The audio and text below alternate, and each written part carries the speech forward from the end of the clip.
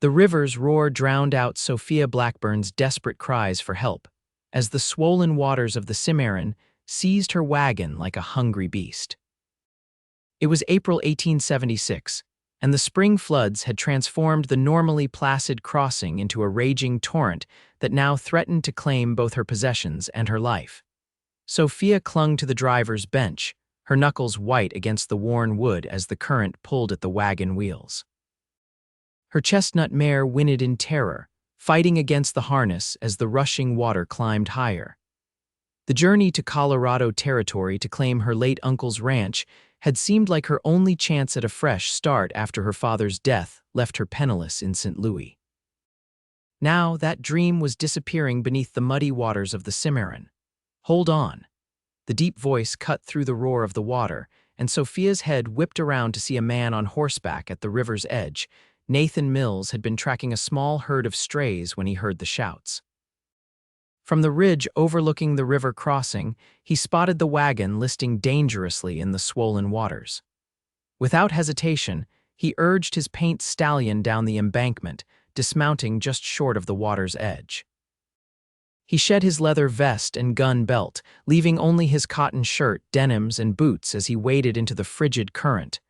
"The water's rising fast," he called out, fighting against the push of the river as he made his way toward her. "You need to get out now." Sophia's heart hammered in her chest as she watched the tall stranger push through the churning waters. His broad shoulders strained against his soaked shirt as he battled the current, his determined expression visible even through the rain that had begun to fall. "My belongings," she started to protest. "Leave them," Nathan interrupted, now close enough that she could see the intensity in his deep blue eyes. "This crossing's about to go completely under. Your life's worth more than whatever's in that wagon." As if to emphasize his warning, the wagon lurched sickeningly as one wheel slipped into a deeper part of the river. Sophia screamed as she was thrown forward, barely managing to keep herself from tumbling into the water. Nathan surged forward, powerful legs fighting against the current. "Jump to me," he shouted, extending his arms toward her. Sophia hesitated for just a moment. This stranger was her only hope, yet everything she owned in the world was in that wagon. Another violent shift of the wagon made the decision for her. She gathered her sodden skirts and leapt toward his outstretched arms. His strong hands caught her at the waist, but the force of her jump combined with the river's pull sent them both backward into the rushing water. For a terrifying moment, Sophia felt herself going under, the cold water closing over her head. Then powerful arms encircled her, lifting her above the surface. "I've got you," Nathan assured her, his voice steady despite their precarious situation. He kept one arm firmly around her waist as he used the other to fight against the current, angling them toward the shore. Sophia clung to him, feeling the solid strength of his chest against her cheek. Despite the danger, she registered the steady heartbeat beneath her ear, the security of his grip as he navigated them through the treacherous waters. After what seemed like an eternity of struggle, Nathan's boots found purchase on the muddy riverbank. With a final surge of strength, he lifted Sophia completely into his arms and carried her to safety, setting her down gently on the grassy embankment above the flood line. Sophia collapsed onto the wet grass, gasping for breath. When she looked up, she saw her wagon tip completely onto its side, disappearing beneath the churning waters. Her mare had broken free in the commotion and was already scrambling up the opposite bank. "My horse," she cried, struggling to her feet. Nathan placed a steadying hand on her shoulder. "She'll be all right. Horses are good swimmers and she's made it to the bank. We can round her up later." His eyes scanned her dripping form. "Are you hurt?" Sophia took inventory of herself, feeling various aches and the sting of several scrapes, but nothing seemed broken. "No, I don't think so." She looked back at the river, where only the very top of her wagon was still visible. "Everything I own was in that wagon. My clothes, my father's pocket watch, the deed to my uncle's property." Her voice broke as the reality of her situation crashed over her. Nathan followed her gaze to the submerged wagon. "Once the waters recede, we might be able to salvage some things." He glanced at the darkening sky. But right now, we need to get you someplace warm and dry before nightfall. My cabin's about an hour's ride from here." Only then did Sophia fully register her rescuer. He stood well over 6 feet tall, with broad shoulders tapering to a trim waist. Dark hair, wet from the river and longer than was fashionable in the cities, curled at his collar. His face was weathered from the sun, with strong features softened only slightly by the concern in his eyes. "I'm sorry," she said, suddenly aware of her manners despite their circumstances. "I haven't even thanked you properly. My name is Sophia Blackburn." A smile briefly lit his features. "Nathan Mills. Most folks around here call me Nate." He turned and whistled sharply, and his paint stallion trotted obediently to his side. "This is Thunder. He's going to have to carry us both back to my place." Sophia glanced down at her sodden dress. "I'm afraid I'm not dressed for riding." Nathan's eyes crinkled at the corners. "Out here in the territories, Miss Blackburn, sometimes propriety takes a backseat to survival." He offered his hand. "Let me help you up." After a moment's hesitation, Sophia placed her hand in his. With surprising gentleness for a man of his size, Nathan helped her mount the horse before swinging up behind her. She stiffened as his arms reached around her to take the reins, unused to such proximity with a man she had just met. "I apologize for the close quarters," he said, seeming to sense her discomfort. "But we need to move quickly. Storm's coming in faster than I'd like." As they set off, Sophia became acutely aware of the solid warmth of his chest against her back, a stark contrast to the chill of her wet clothes. Despite her predicament, she found herself grateful for the steady presence of this stranger who had risked his life to save hers. "What brings you out to this part of the territory, Miss Blackburn?" Nathan asked as they rode, perhaps trying to distract her from her losses. Sophia explained about her uncle's ranch, her voice catching as she mentioned the deed now likely lost to the Cimarron. "Without that paper, I have no proof the property is mine. Your uncle was that Jeremiah Blackburn of Cottonwood Creek." Surprised, Sophia twisted to look at him. "Yes."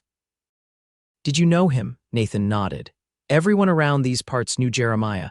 Good man, fair trader. I was sorry to hear of his passing last winter." He guided the horse around a patch of rough terrain. "His place is about 20 miles northwest of my cabin, not the easiest property to work alone."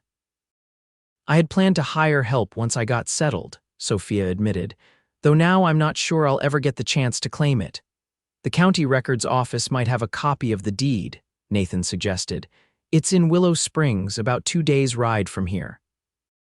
"We can check once this weather clears." The "we" in his statement caught Sophia by surprise. This man already had done far more than could be expected of a stranger, yet he seemed to be offering further assistance without hesitation. "Mr. Mills, you've already saved my life. I couldn't possibly impose on you further." "Out here, neighbors help each other," he replied simply. "It's not an imposition. Besides, I know this territory better than most. You'll need a guide if you still plan to reach your uncle's place." As they crested a hill, Sophia caught sight of a cabin nestled against a backdrop of pine trees. Smoke curled from the stone chimney, and a small corral stood adjacent to a modest barn. It was a humble dwelling, but clearly well maintained. "Home," Nathan announced, spurring Thunder toward the cabin. A border collie raced out to greet them, barking excitedly as they approached. "That's Scout," Nathan explained. "Don't worry, he's friendly." Nathan dismounted first, then reached up to help Sophia down. Her legs nearly buckled as her feet touched the ground, the strain of the day's events finally catching up with her. Nathan's strong hands steadied her, lingering perhaps a moment longer than necessary before he led her toward the cabin. Inside, the cabin was simple but surprisingly comfortable. A stone fireplace dominated one wall, with a rocking chair and small sofa positioned nearby. A wooden table with 4 chairs occupied the center of the main room, while a cast iron stove stood in the corner that served as a kitchen. 2 doors led off the main room, one, Sophia presumed, to Nathan's bedroom and the other likely to a storage area. "You should get out of those wet clothes," Nathan said, moving to stoke the fire. "I'll find you something dry to wear." He disappeared into one of the side rooms, returning moments later with a flannel shirt and a pair of trousers that would clearly be too large for her. "They'll be a poor fit, but they're warm and dry," he said, handing them to her. "You can change in there." He nodded toward the bedroom. I'll make us something to eat. Alone in Nathan's bedroom, Sophia struggled out of her heavy, waterlogged dress. The simple room contained a bed with a handmade quilt, a small chest of drawers, and a washstand with a pitcher and basin. A wooden cross hung on the wall, alongside a framed daguerreotype of an older couple Sophia guessed were his parents. Nathan's clothes enveloped her, the shirt reaching nearly to her knees and the trousers requiring multiple rolls at the ankles to keep her from tripping. She belted them at the waist with a length of rope she found on the dresser, then used her hairpins miraculously still in place to secure her damp hair in a loose bun. When she emerged, Nathan had laid out a simple meal of beans, cornbread, and coffee. He changed into dry clothes as well, and his hair was still damp where it curled at his collar. "It's not much," he said, gesturing to the table, "but it's hot." "It looks wonderful," Sophia replied sincerely, suddenly realizing how hungry she was. "Thank you." They ate in companionable silence for a few minutes before Nathan spoke. "If you don't mind me asking, were you planning to work your uncle's ranch yourself?" Sophia nodded. "I grew up helping my father with his mercantile business in St. Louis, but after he died last year, there was nothing left. His creditors took everything." She stared into her coffee cup. "Uncle Jeremiah's letter came just when I was at my lowest. He wrote that he was ailing and wanted family to inherit his place rather than have it go to strangers." "Running a ranch is hard work," Nathan observed, his tone free of condescension. "Especially out here. I'm not afraid of hard work, Mr. Mills." A smile touched his lips. "I believe that, and please call me Nate." Outside, the storm increased in intensity, rain lashing against the cabin's windows as thunder rumbled in the distance. "Sounds like we made it back just in time," Nathan remarked. "Storms like this can flood every creek and wash out the trails for days." Sophia's face fell at the mention of flooding, her thoughts returning to her submerged wagon and all she had lost. Nathan seemed to read her expression. "First thing tomorrow, I'll ride out and see if your mare made it to higher ground. And once the waters recede enough, we can try to salvage what we can from your wagon." "You've done so much already," Sophia said softly. "Why would you help a complete stranger this way?" Nathan considered her question for a moment. "My father taught me that a man's character is defined by what he does when no one else is looking." He shrugged, a little self-conscious under her gaze. "Besides, no one's really a stranger out here. We all depend on each other to survive." As night fell, the practical matter of sleeping arrangements arose. Nathan insisted Sophia take his bed while he slept on the sofa in the main room. Despite her protests that she should be the one to take the sofa, he was adamant. "I've slept in far worse places than my own sofa, Miss Blackburn," he assured her with a gentle smile. "Get some rest. Tomorrow will be a busy day." Lying in Nathan's bed that night, listening to the storm rage outside, Sophia found herself thinking about the man sleeping just beyond the door. There was something undeniably compelling about Nathan Mills. It wasn't just his rugged good looks or the strength he had demonstrated in rescuing her. There was a quiet integrity about him, a steadiness that made her feel safe in a way she hadn't experienced since her father's death. Morning dawned clear and bright, the storm having passed during the night. Sophia woke to the smell of coffee and the sound of Nathan moving quietly around the cabin. She dressed quickly in her now dry underclothes and his borrowed outfit before joining him. "Good morning," he greeted her, pouring a cup of coffee and offering it to her. "Sleep well, better than I expected," she admitted. "Thank you for giving up your bed." "It was no hardship," he assured her, turning back to the stove where he was frying bacon. "I hope you like your eggs on the firm side. It's the only way I know how to cook them." After breakfast, Nathan prepared to ride out in search of Sophia's horse. "I'd take you with me, but it might be a long search," he explained. "You're welcome to make yourself at home here. There are some books on the shelf if you get bored." Determined not to be merely a helpless recipient of his kindness, Sophia offered, "I could tidy up around here, maybe prepare something for dinner while you're gone." Nathan seemed surprised but pleased by her offer. "That would be mighty kind of you, though there's no need to feel obligated." After Nathan rode out with Scout trotting at Thunder's heels, Sophia set about making herself useful. She swept the cabin floor, washed the breakfast dishes, and took inventory of the pantry supplies. She discovered a sack of flour and some dried apples, which gave her the idea to make an apple pie for dinner, something her father had always particularly enjoyed. By mid-afternoon, Sophia had the cabin spotless and a stew simmering on the stove. She had just put the pie in the oven when she heard hooves approaching. Looking out the window, she was delighted to see Nathan returning with her chestnut mare in tow. She hurried outside to meet them. "You found her," she exclaimed, rushing to stroke the mare's velvety nose. "About 5 miles downstream," Nathan said, dismounting. "She's a bit scraped up, but nothing serious." He handed Sophia the reins. "There's a brush in the barn if you want to tend to her. I'll unload Thunder." While grooming her mare, whom she called Penny, Sophia watched Nathan care for his own horse. His movements were efficient but gentle, and he spoke to Thunder in low, soothing tones as he worked. There was something deeply attractive about a man who treated animals with such consistent kindness. "Something smells mighty good," Nathan commented as they headed back to the cabin. "I hope you don't mind," Sophia said. "I made stew and there's an apple pie for dessert." Nathan looked at her with genuine appreciation. "Mind, Miss Blackburn, I haven't had homemade apple pie in years." He held the cabin door open for her. "But I hope you didn't feel you had to cook just because I offered you shelter." "I wanted to contribute something," Sophia explained. "And please call me Sophia. After pulling me from a river and giving up your bed, I think we're well past formalities." Over dinner, Nathan told Sophia more about the area and his 5 years living in the territory. He'd come west after the war, where he had served in the Union Army despite being from Kentucky originally. "My family didn't own slaves, but plenty of our neighbors did," he explained. "My father believed slavery was a moral wrong, which made us unpopular with some folks. When the war came, my father and I both joined up with the Union, while many of our neighbors went Confederate.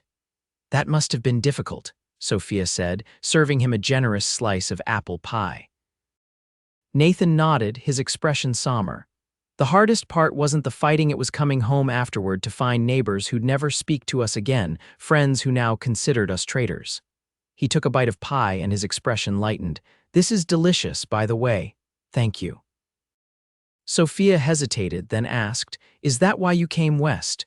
Because of how things were after the war?" "Partly," he admitted. "My parents had both passed by then, Pa from a bullet at Shiloh, Ma from pneumonia the winter after I came home. There wasn't much keeping me in Kentucky." He gazed out the window at the deepening dusk.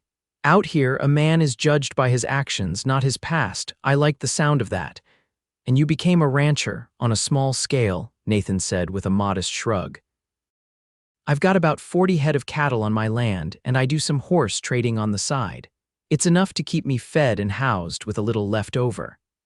As they washed dishes together, Sophia shared more of her own story, her childhood in St. Louis, helping in her father's store, and the devastating financial losses that followed his death from heart failure. "The creditors took everything," she explained. "Even my mother's silver tea service and the books my father treasured. All I had left were my clothes and a few personal items."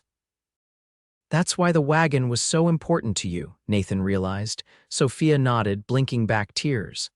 "Everything I managed to save was in that wagon. The deed to Uncle Jeremiah's property, my father's pocket watch, my mother's cameo." She took a deep breath. "But you were right to make me leave it. Things can be replaced, life cannot. Tomorrow, if the water's gone down enough, we can ride out and see what might be salvaged," Nathan promised. The next morning, they rode double on Thunder, with Penny following on a lead rope. Sophia was acutely aware of Nathan's proximity as she sat before him in the saddle, his arms around her to hold the reins. Despite the propriety she'd been raised with, she couldn't deny the flutter in her stomach when his breath occasionally stirred the hair near her ear. When they reached the river crossing, the waters had indeed receded significantly, though the Cimarron still ran high and fast. Nathan tethered the horses to a tree on high ground before leading Sophia carefully down to the riverbank. Her wagon lay on its side in the shallower water near the opposite bank, half buried in mud. Most of the canvas covering had been torn away, and many of her belongings were simply gone, carried downstream by the current. "Wait here," Nathan instructed, removing his boots and rolling up his trouser legs. "I'll wade across and see what I can recover." "Be careful," Sophia called after him as he picked his way into the water. "It's not worth your getting hurt." Nathan navigated the crossing with care, testing each step before committing his weight. When he reached the wagon, he began methodically searching through the wreckage, placing recovered items in a satchel he'd brought for the purpose. From her position on the bank, Sophia could see him extracting what looked like a small wooden box, some clothing, and several books. After about 20 minutes of careful searching, Nathan made his way back across the river, the satchel now bulging with salvaged items. "I found some things," he said, climbing back onto the bank. "Not everything, I'm afraid, but more than I expected." With trembling hands, Sophia opened the satchel. Inside, she found her father's pocket watch dented but still ticking the small wooden jewelry box containing her mother's cameo, 3 sodden books, and several pieces of clothing. Most incredibly, Nathan had recovered the oilskin packet containing the deed to her uncle's property, which had been wedged beneath the wagon's seat. "The deed," she exclaimed, clutching the oilskin to her chest. "Oh, Nathan, I can't believe you found it." "It was pure luck," he admitted.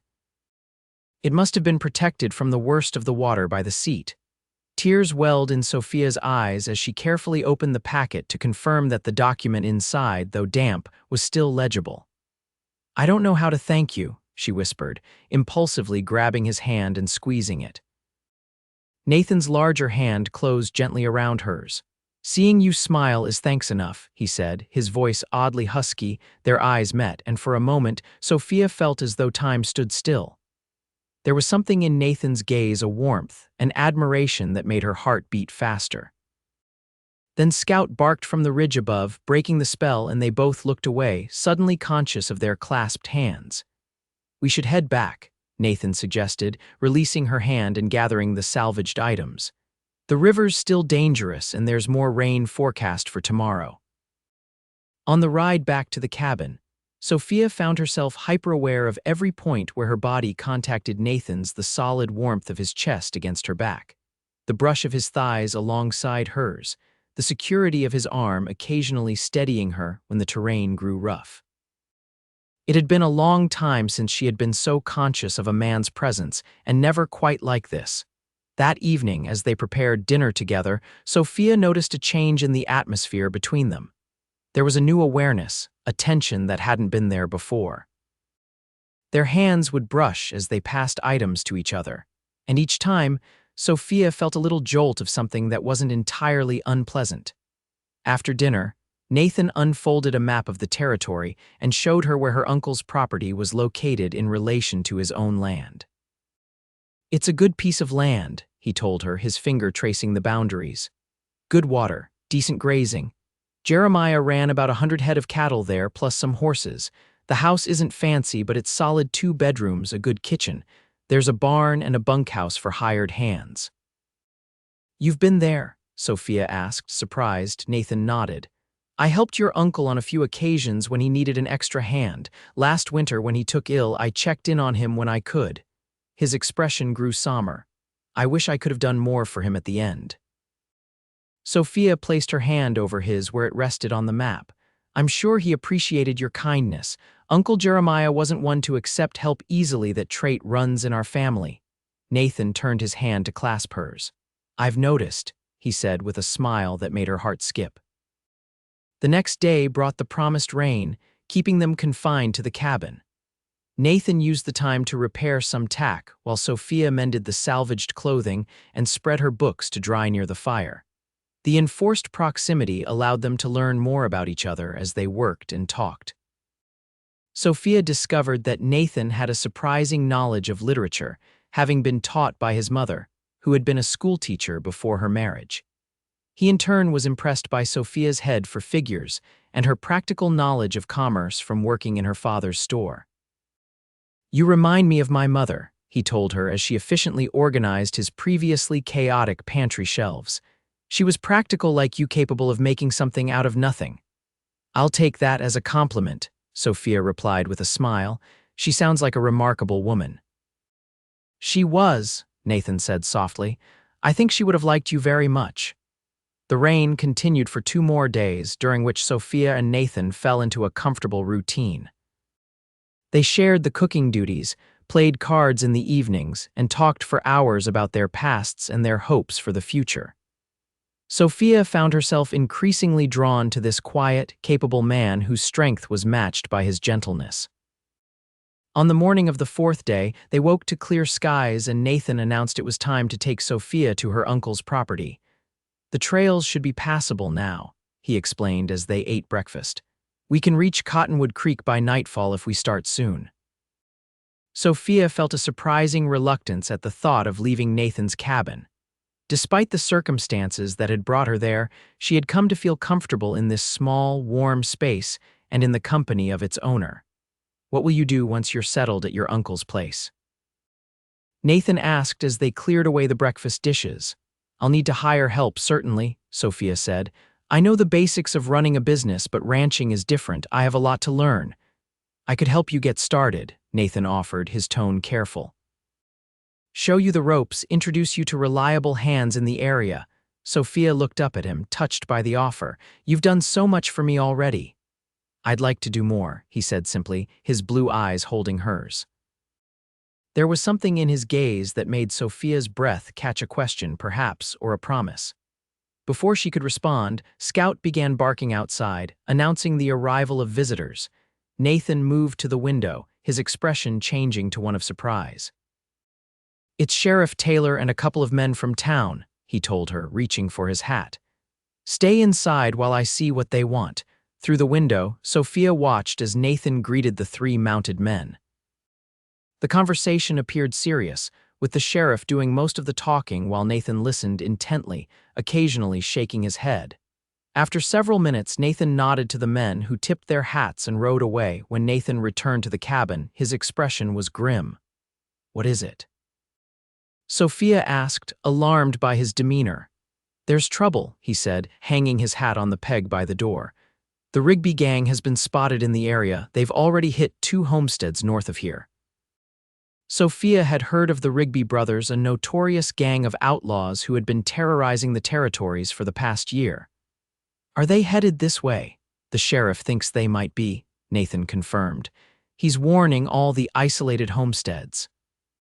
Suggests we either head into town for safety or be prepared to defend ourselves if they come calling."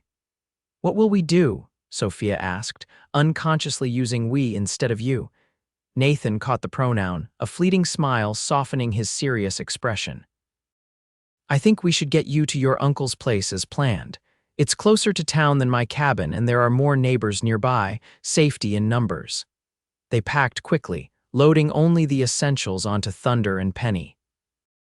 Nathan brought his rifle and revolver, checking both carefully before they departed. He also insisted Sophia carry a small derringer he kept for emergencies, showing her how to load and fire it despite her initial reluctance. "I pray you never need to use it," he told her as she tucked the small weapon into her pocket, "but I'll rest easier knowing you can protect yourself if necessary."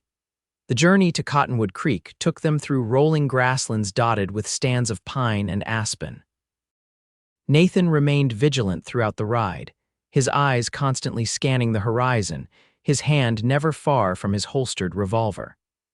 Despite the circumstances, Sophia found herself admiring the beauty of the landscape, the vast open spaces so different from the crowded streets of St. Louis. "It's beautiful country," she commented as they paused to rest the horses beside a small stream. Nathan nodded, his expression softening as he gazed out over the terrain. "That it is. Different kind of beauty from what you're used to, I imagine." "Different, yes, but no less magnificent," Sophia replied. "There's something about the openness, the sense of possibility." "That's what drew me here," Nathan admitted. "The freedom, the chance to build something that was entirely my own." He looked at her then, his blue eyes intent. "Do you think you could be happy here, Sophia? It's a hard life, especially for a woman alone." The question seemed to carry more weight than its surface meaning, and Sophia considered her answer carefully. "I believe I could be happy here," she said finally. "Not because it's easy, but because it feels right, like I'm exactly where I'm meant to be." Something changed in Nathan's expression, a softening, a certainty. He opened his mouth to speak, but the distant sound of a gunshot cut him off. Both their heads whipped toward the sound. "That came from the direction of your uncle's place," Nathan said tersely, already moving toward Thunder. "Mount up, we need to move fast but carefully." They approached Cottonwood Creek with caution, keeping to the cover of trees whenever possible. As they crested the final ridge overlooking the property, Sophia got her first glimpse of what would have been her new home, a modest but well-built house with a broad porch, a large barn, and several outbuildings, all nestled in a valley beside a creek lined with the cottonwoods that gave the place its name. Smoke rose from the chimney, and Sophia could see several horses tethered outside the house. "Someone's there," she whispered, anxiety tightening her chest. Nathan nodded grimly, drawing his rifle from its scabbard. "And they're not the welcome wagon. Those are Rigby horses. I recognize the brand." He turned to her, his expression deadly serious. "Stay here with the horses. If you hear more shooting, ride hard for town and find Sheriff Taylor." "I won't leave you," Sophia protested, clutching his arm. "Sophia, please," Nathan said, covering her hand with his own. "I can't focus on what needs doing if I'm worried about your safety." After a moment's hesitation, Sophia nodded reluctantly. "Be careful," she whispered. Nathan squeezed her hand once before slipping silently into the trees, moving downhill toward the property. Left alone with the horses, Sophia struggled with the urge to follow him. The thought of Nathan facing the Rigby gang alone was terrifying. Yet she understood his logic. She would likely be more hindrance than help in a confrontation with experienced outlaws. Minutes stretched endlessly as she waited, straining to hear any sound from the direction of the house. Then came the sharp crack of a rifle shot, followed almost immediately by two more. Sophia's heart seemed to stop. Without conscious thought, she found herself moving toward the sound, the derringer clutched in her trembling hand.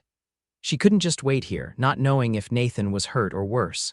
Moving as quietly as she could through the underbrush, Sophia approached the rear of the barn. Another shot rang out, this one from inside the house. She froze, pressing herself against the barn wall, trying to calm her racing heart. From her position, she could see two horses still tethered near the front porch, which meant at least some of the gang remained on the property. Of Nathan, there was no sign. Taking a deep breath, Sophia edged along the barn wall toward the small side door. If she could get inside, she might be able to see more of what was happening at the house.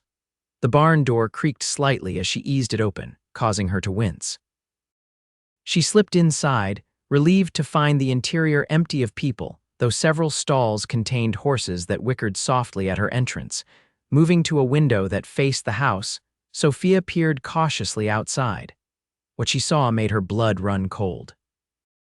Nathan was on his knees in the front yard, his hands raised, while a tall man with a bushy beard held a gun to his head. Two other men were loading items from the house onto a wagon. "Where's the money, cowboy?"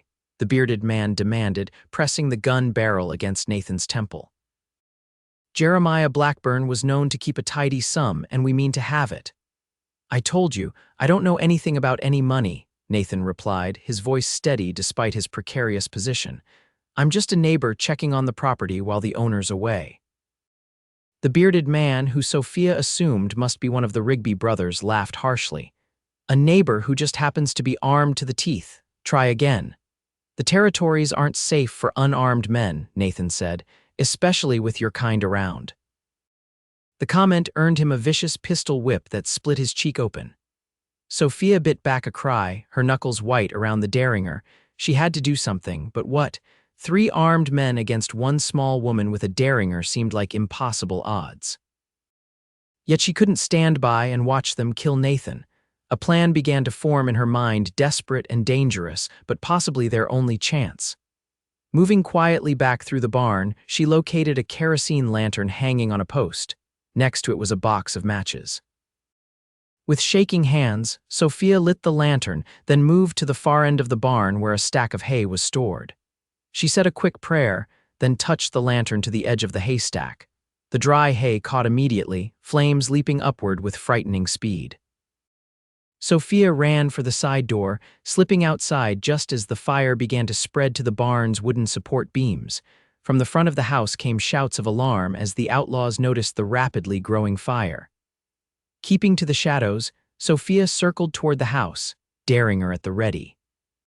She reached the corner of the porch just as two of the men, including the one who had been holding Nathan at gunpoint, raced toward the barn. The third outlaw remained on the porch, his attention divided between the fire and Nathan, who remained kneeling in the yard. It was now or never. Taking a steadying breath, Sophia stepped out from her hiding place. The derringer aimed at the outlaw on the porch. "Drop your weapon," she commanded, her voice stronger than she felt. Both men whirled toward her, the outlaw with surprise, Nathan with horror. "Sophia, no." Nathan shouted, lunging to his feet. The outlaw recovered quickly from his surprise, swinging his gun toward Sophia. She fired the derringer without hesitation, the small gun's report almost lost in the growing roar of the barn fire. The outlaw staggered, clutching his shoulder, but didn't go down. His gun came up again, aimed at Sophia's heart. A shot rang out and the outlaw collapsed onto the porch steps. Sophia turned to see Nathan holding the fallen man's dropped revolver, smoke still curling from its barrel. "Behind the house," Nathan shouted, already moving toward her. Sophia ran to meet him, and together they ducked around the corner of the house just as the two remaining outlaws came racing back from the barn. "We need to get to the horses," Nathan said, keeping his body between Sophia and the direction of the outlaws. "Can you run?" Sophia nodded, too breathless for words. "On three we make for the trees," Nathan instructed, checking the revolver's chamber. "Stay low and don't stop for anything." 1, 2, 3, they broke cover together, sprinting across the open ground toward the ridge where they'd left their horses. Behind them came shouts and the crack of gunfire. Sophia felt something tug at her skirt but kept running, focused only on reaching the trees. They were halfway to the tree line when Nathan grunted and stumbled. Sophia grabbed his arm, steadying him as they continued their desperate run. "You're hit," she gasped, seeing the blood soaking through his sleeve. "Keep moving," he grimaced, pushing her ahead of him. They reached the trees just as another volley of shots splintered the bark around them. Thunder and Penny were where they'd left them, agitated but still tethered securely. Nathan helped Sophia onto Penny, then swung painfully into Thunder's saddle. "Ride hard," he instructed. "Don't stop until you reach Willow Springs." They rode at a gallop until they were well away from Cottonwood Creek, only slowing when Nathan began to sway dangerously in his saddle. Sophia pulled alongside him, alarmed at his pallor. "We need to stop and tend that wound," she insisted. "Not yet," Nathan said through gritted teeth. "Need more distance." A mile further on, they came upon a small creek sheltered by a dense grove of aspens. Only when Sophia insisted that the horses needed water did Nathan finally agree to stop. He nearly collapsed when he dismounted, and Sophia rushed to support him, guiding him to sit against a tree trunk. His left sleeve was soaked with blood from a bullet wound high on his arm. "Let me see," she said, gently removing his jacket and rolling up his shirt sleeve. The bullet had torn through the flesh of his upper arm but, thankfully, appeared to have missed the bone. Using water from the creek and strips torn from her petticoat, Sophia cleaned and bandaged the wound as best she could. Nathan bore the pain stoically, his jaw clenched, his eyes never leaving her face as she worked. "That was the bravest and most foolish thing I've ever seen," he said finally, as she tied off the makeshift bandage. "Setting the barn on fire to create a diversion, you could have been killed." "You would have been killed if I hadn't," Sophia countered, meeting his gaze steadily. "I couldn't let that happen." Nathan caught her hand in his fingers warm despite his injury. "Why not?" The simple question hung between them, laden with meaning. Sophia found she couldn't look away from his intense blue eyes. "Because she began, then faltered, suddenly shy. Nathan's hand moved to cup her cheek. "Because you feel it too," he asked softly. "This thing between us that's been growing since the moment I pulled you from that river?" Sophia nodded, leaning almost imperceptibly into his touch. "I've never felt anything like it," she admitted. "It seems impossible we barely know each other." "Sometimes the heart knows what it wants before the head catches up," Nathan said, his thumb brushing gently across her cheekbone. "My father used to say that when he told the story of meeting my mother. He proposed after knowing her just 2 weeks. "And did they have a happy marriage?" Sophia asked, her heart beating wildly. Nathan's smile was warm with memory. The happiest I've ever seen. They adored each other until the day they died. Before Sophia could respond, the distant sound of hoofbeats reached them. Nathan tensed, reaching for the revolver at his side. It might be the Rigbys, he whispered, struggling to rise. Or it might be help, Sophia countered, placing a restraining hand on his good arm. You're in no condition to run or fight, let me look. Before he could protest, she moved carefully through the trees toward the sound. From a concealed position, she saw a group of riders approaching along the creek, not the Rigbys, but Sheriff Taylor and several deputies. It's the sheriff. She called back to Nathan, then stepped out to wave down the lawman. Sheriff Taylor reined in his horse at the sight of her. Miss Blackburn, we've been looking for you and Mills. Some cowhands spotted the fire at Cottonwood Creek and rode for town. The Rigbys were there, Sophia explained quickly. Nathan's been shot, he needs a doctor. The sheriff dismounted, following Sophia to where Nathan sat against the tree. How bad is it, Mills? He asked, kneeling to examine the bandaged arm. I'll live, Nathan replied grimly. Did you catch the Rigbys? The sheriff shook his head. Not yet, but we will. They left a clear enough trail and I've got men watching all the passes. He nodded toward Nathan's wound. We need to get you to Doc Wilson. Can you ride? With help, Nathan said, accepting the sheriff's assistance to stand. The journey to Willow Springs was slow and painful for Nathan, who grew increasingly pale as they rode. By the time they reached the small frontier town, he was barely conscious, staying in the saddle only through sheer determination. The town doctor, a gruff older man named Wilson, met them at his office, quickly assessing Nathan's condition as the sheriff's men helped him onto an examining table. Bullets gone clean through, which is fortunate, Dr. Wilson announced after examining the wound. Lost a good bit of blood, though. He'll need rest and careful tending. He looked at Sophia, who hovered anxiously nearby. You his wife? No, Sophia replied, blushing. Just a friend. The doctor's eyebrows rose slightly at her obvious concern, but he made no further comment. He can stay here tonight where I can keep an eye on him. Tomorrow, if there's no sign of infection, he can be moved to more comfortable quarters. Sophia refused to leave Nathan's side, spending an uncomfortable night dozing in a chair beside his bed. She woke at dawn to find him watching her, his blue eyes clear and alert despite his pallor. You stayed, he said softly. Of course I stayed, she replied, moving to check his forehead for fever. His skin felt cool beneath her palm, much to her relief. Nathan caught her hand before she could withdraw it, pressing a kiss to her palm that sent a shiver through her entire body. Thank you, he murmured against her skin. For everything. Dr. Wilson's arrival interrupted the moment, but the look that passed between Sophia and Nathan held promises for later conversations.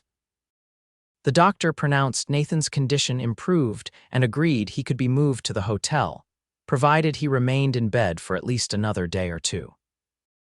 The sheriff arrived as they were making preparations for the move, bringing news that the Rigbys had been captured trying to cross into New Mexico territory. They'll stand trial for murder and robbery, Sheriff Taylor informed them. Among their possessions, we found this. He handed Sophia a small iron box. It has the Blackburn name engraved on it. Thought it might belong to you. Sophia recognized the box as one she had seen in her uncle's bedroom during her only visit to him in St. Louis years before. Thank you, Sheriff. It is indeed my uncle's. Later, settled in a room at the Willow Springs Hotel with Nathan resting comfortably in the bed, Sophia examined the box more closely. It was locked, but a small key on a chain around her neck, a gift from her uncle during that long-ago visit, fit perfectly in the lock. Inside, she found a substantial amount of money, her uncle's will naming her as his sole heir, and a letter addressed to her in his shaky hand. What is it? Nathan asked, noting her surprised expression as she read. It's from Uncle Jeremiah, Sophia explained, moving to sit beside him on the bed. He writes that he always regretted not being closer to my father, his younger brother. The money in this box is for me to restore the ranch or to start a new life elsewhere if I choose not to stay. And what will you choose? Nathan asked quietly, his eyes intent on her face. Sophia looked up from the letter, meeting his gaze steadily. I think you know the answer to that. I want to stay. Cottonwood Creek is my home now, or it will be once we rebuild what the fire damaged. Nathan repeated, a slow smile spreading across his face. Sophia blushed but held his gaze. If you're still offering to help, Nathan's hand found hers, fingers intertwining. I'm offering much more than help, Sophia Blackburn, and I think you know it. The directness of his statement took her breath away. Nathan, we've known each other barely a week, and in that week you've saved my life and I've saved yours, he pointed out. We've faced flood and fire and outlaws together. I'd say we know each other better than most courting couples do after months. Are you saying you want to court me? Sophia asked, her heart racing. I'm saying I want to marry you, Nathan replied simply. I knew at the moment I pulled you from that river, though I didn't understand it then. I know it's sudden and I'll wait if you need time, but I wanted my intentions to be clear. Sophia stared at him, momentarily speechless. In St. Louis, a proposal after such a brief acquaintance would have been considered scandalous, even improper. Yet here, in this untamed land where life could change in an instant, traditional courtship rituals seemed strangely inadequate. And there was no denying what she felt for Nathan, a connection so profound, it defied conventional explanations of attraction or affection. From the moment his strong arms had lifted her from the raging waters of the Cimarron, something had shifted in her world, as though her life had been divided into before and after. I don't need time, she said finally, her voice soft but certain. I know what I want too. The joy that transformed Nathan's face was like sunrise breaking over the mountains. Despite his injured arm, he pulled her toward him, his kiss gentle at first, then deepening as she responded eagerly. When they finally broke apart, both breathless, Nathan pressed his forehead to hers. I promise to spend every day making you glad you made this choice, he whispered. And I promise the same, Sophia replied, her heart so full she thought it might burst. 2 weeks later, with Nathan's arm healing well and the damage to Cottonwood Creek's barn already being repaired by helpful neighbors, Sophia and Nathan were married in Willow Springs' small church. Sheriff Taylor gave the bride away, and the town turned out in force for the celebration afterward, all curious to witness the romance that had blossomed so quickly between the newcomer and the respected rancher. As they drove back to Cottonwood Creek that evening, now husband and wife, Sophia leaned against Nathan's shoulder, watching the sunset paint the vast western sky in shades of gold and crimson. Any regrets? Nathan asked, dropping a kiss on the top of her head. Sophia smiled, thinking of the circuitous path that had led her here, her father's death, her financial ruin, her desperate journey west, the flood that had nearly claimed her life, and the man who had saved her in more ways than one. Not a single one, she replied, turning her face up to his. Even the flood, especially the flood. Nathan's laugh was warm as he drew the wagon to a halt, turning to gather her in his arms. Then I suppose I should be grateful to the Cimarron for bringing you to me. And I should be grateful that a certain cowboy was nearby to wade in and lift me to safety, Sophia murmured against his lips. 5 years later, Sophia stood on the porch of their expanded home at Cottonwood Creek, watching as Nathan taught their 3-year-old son to ride his first pony.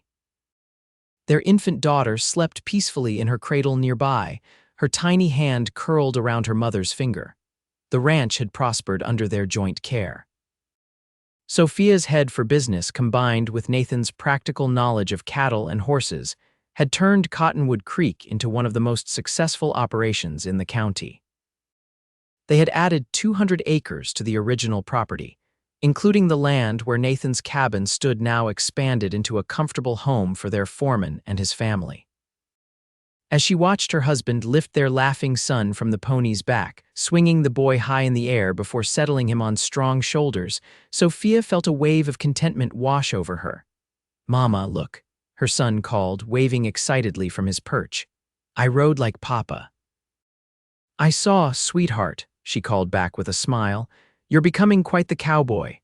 Nathan carried their son up the porch steps, his eyes meeting Sophia's with the same warmth and love that had been there from the beginning. "Just like his mama," he said, leaning in to kiss her softly. "Brave as they come," Sophia laughed, wrapping her arms around both her men. "I think he takes after his father in that regard." Later that night, with the children asleep and the house quiet, Nathan and Sophia sat together on the porch swing, watching as stars appeared one by one in the vast western sky. "I received a letter from St. Louis today," Sophia mentioned, nestled against her husband's side. "My father's old business partner, Mr. Harrington, wants to establish a trading relationship with the ranch. He says our reputation for quality cattle has reached all the way to Missouri." Nathan's arm tightened around her shoulders. "That's quite a compliment. What do you think about the offer?" "I think it would be good business," Sophia replied thoughtfully. "And there's a certain poetry to it, building a new connection with the city I left behind." Nathan nodded, understanding as always. "Then we should consider it." They sat in companionable silence for a while, the rhythmic creaking of the swing the only sound besides the distant chorus of night insects. "Do you ever wonder," Sophia asked finally, "what would have happened if you hadn't been tracking those strays that day? If you hadn't heard me calling for help when the wagon tipped?" Nathan considered the question, his fingers gently stroking her arm. "I believe we would have found each other somehow," he said at last. "Some things are just meant to be." Sophia smiled in the darkness, thinking of all the unlikely circumstances that had brought them together: a flood, a desperate rescue, a bond formed in the crucible of danger and shared courage. "I believe you're right," she agreed, turning her face up for his kiss. "Some things are written in the stars long before we ever catch sight of them."